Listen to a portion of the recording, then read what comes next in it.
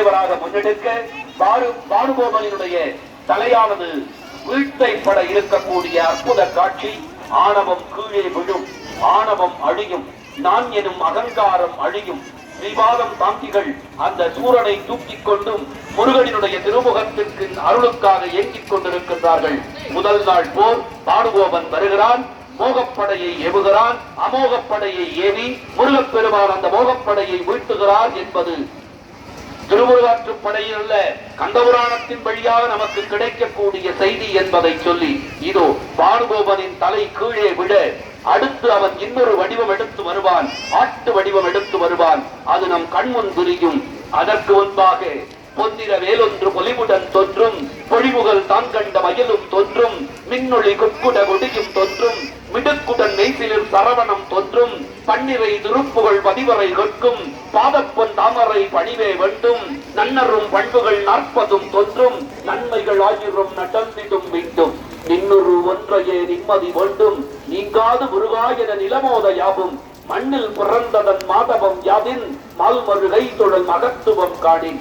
முருகனை வணங்குவதற்காகத்தான் இந்த மண்ணில் தோன்றியிருக்கின்றோம் என்பதை உணர்ந்து கொண்டு, புகழரும் பிறவி நோயை நீக்குவான் தண்டபாணி, அகையிருள்தனை மாய்ந்து ஆழ்பவன் தண்டபாணி, இகவர சௌபாக்கியத்தை ஈபவன் தண்டபாணி, புகழ் வடபழனி வாழ்வான் பொன் தண்டபாணி கோனே எனச் சொல்லி, நெஞ்சக் கனகல்லும் நிகழ்ந்துருக தஞ்சத்தருள் பன்முகனுக்கு எல்பேர் செஞ்சொல் புனைமாலை சிறந்திடவே பஞ்சக்கர ஆணை பாதம் பணிந்து, இதோ முதல் நாள் போர் விடுத்து 2ஆம் நாள் போருக்கு வரக்கூடிய அசுரனை எதிர்கொள்வதற்காக உல்லாச நிராகுல யோக இதழ் சல்லாப வினோதனும் நீயலையோ, எல்லாம் அற என்ன இழந்த நலம் சொல்லாய் முருகா சுரபூபதியே, ஆடும் பரிவேல் அணிசேவலன பாடும் பணியே பணியாய் அருள்வாய், தேடும் கயமா முகனை தெருவில் சாடும் தனியானை சகோதரனே முருகரே.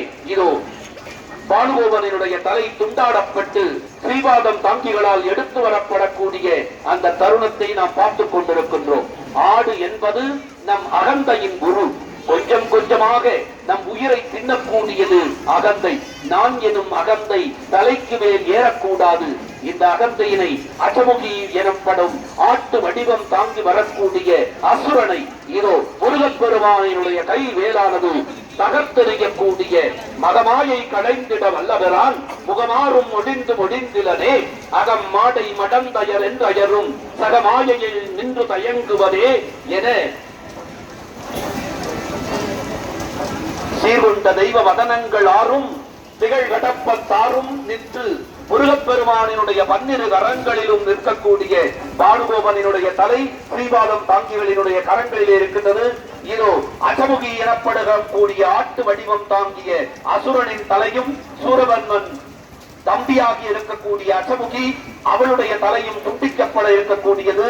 ஒரு கை வாழ்த்தும், ஒரு கை சக்தி வேல் தாங்கும், ஒரு கை தாமரை மொக்கு தாங்கும், ஒரு கை கொடுவாள் தாங்கும், ஒரு கை சங்கு தாங்கும், இன்னொரு கை சக்கரம் தாங்கும், ஒரு கை சூலம் தாங்கும், ஒரு கை சாட்டை தாங்கும், ஒரு கை கேடயம் தாங்கும், ஒரு கை கிளி தாங்கும், ஒரு கை அங்குசம் தாங்கும், ஒரு கை திருவடி காட்டும் என முருகப்பெருமானினுடைய 12 கரங்களும் 12 செயல்களை செய்யக்கூடிய சக்திவேல் தாங்கிய கரங்களினால் அசமுகியினுடைய தலை துண்டாடப்பட இருக்கிறது. அசமுகியை அடுத்து வரக்கூடிய அசுரனை அழிக்கக்கூடிய பேராற்றல் முருகப்பெருமானினுடைய வேலுக்கு உண்டு என்பதை எடுத்து சொல்லக்கூடிய முருகனே, செந்தி முதல்வரே, மாயோன் மருகனே, ஈசன் மகனே, ஒருகை முகன் தம்பியே, நின்னுடைய தண்டைக்கால் எப்பொழுதும் நம்பியே கைதொழுவேன் நான். ஆம், அவருடைய திருவடியை வணங்குகிறோம். இதோ மாட்டு வடிவம் தாங்கி வர இருக்கின்றான் சூரபன்மன். ஆம், ஆடு வந்தது, அடுத்து மாடு வருகிறது. அதுவும் அகந்தையின் மொத்த உருவம். அகந்தை எனப்படுகின்ற அந்த அகந்தையுடைய மொத்த உருவாக இருக்கக்கூடிய மாடினை இதோ வீரவாகுத்தேவர் படை தலைவராக முன்னிற்க அந்த மாட்டினுடைய தலை துண்டாடப்படக்கூடிய காட்சி.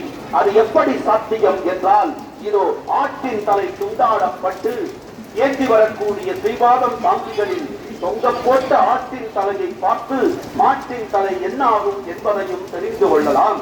குன்றம் எறிந்தாய், குறைகடலில் கூர்வடிந்தாய், குந்தலைய மூதப் பொருவுடையாய், என்று விடையாய், அழகியாய், ஏறூட்டான் ஏரே உடையாய், என் உள்ளத்து உரை, என் உள்ளத்துக்குள் உறைந்து கொள். ஆம், மாடு போல நான் அலைவேன், இந்த இடவர சுகங்களை வேண்டி அலைவேன். நான் எனும் அகந்தை தலைக்கேறி அலைவேன். அப்போதெல்லாம் என்னை நீ காக்க வேண்டும்.